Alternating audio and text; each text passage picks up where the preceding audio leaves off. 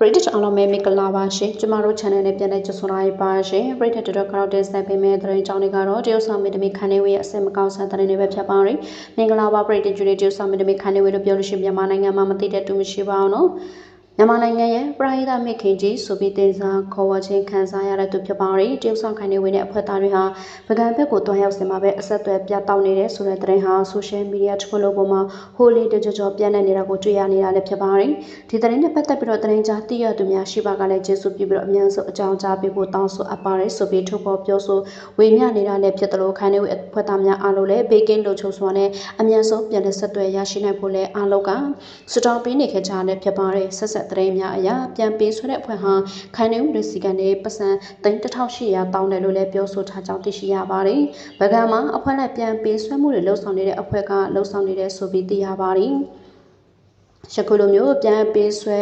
ခံရတဲ့ခိုင်နေဝေတို့အဖွဲ့ကိုအများဆုံးပြန်လည်တွေ့ရှိရဖို့အရေးအဖွဲ့အစည်းအသီးသီးကလည်းကုညီဆောင်ရွက်ပေးဖို့လိုအပ်နေကြောင်းအွန်လိုင်းချက်မှာစုညံအောင်လို့ပြောဆိုဝေမျှနေတာကိုလည်းတွေ့ရလည်းဖြစ်ပါတယ်။ကျုပ်ဆောင်ခိုင်နေဝေကခိုင်နေဝေရင်တွင်းငယ်များကေဟာနဲ့ပရိဟိတအသင်းကိုဦးစီးထောင်ပြီးတော့လှုပ်ရှားနေတဲ့သူဖြစ်ပေမဲ့သူမရဲ့ပရိဟိတလုပ်ငန်းနဲ့ပတ်သက်ပြီးတော့အွန်လိုင်းစာမျက်နှာတွေမှာဝေဖန်မှုများစွာအရှုပ်ရှင်သတင်းများနဲ့မကြာခဏထွက်ပေါ်လေးရှိတဲ့သူဖြစ်ပါတယ်။ယခုလိုမျိုးအဆက်အသွယ်ပြတ်တောက်နေမှုလမ်းပိုင်းအခြေအနေကြောင့်လမ်းခရီးကြောင့်အခက်အခဲဖြစ်ပေါ်နေခြင်းတမမဟုတ်တခြားသောပြောဆိုနေကြတဲ့ဆိုပါလမ်းပိုင်းမှာတောင်းချနေတဲ့ပြန်ပေးဆွဲအဖွဲ့ရဲ့လက်ချက်ဆိုတာကတော့သတင်းများကကြကြဝဝင်ထွက်ပေါ်လာခဲ့လည်းဖြစ်ပါတယ်။နောက်ဆက်တွဲထွက်ပေါ်လာတဲ့တဲ့အရာခိုင်နေဟာသူငွေစားထားတဲ့သမီးလေးကြောင့်သာအသက်ဘေးကနေလွတ်မြောက်လာခဲ့ကြောင်းဆိုထားကြောင်းသိရပါတယ်။မဟုတ်ရင်တော့အသက်ထိသွားပြီးသေဆုံးသွားလောက်ပြီလို့ဆိုထားကြောင်းသိရှိရပါတယ်။သမီးလေးကြောင့်ပဲ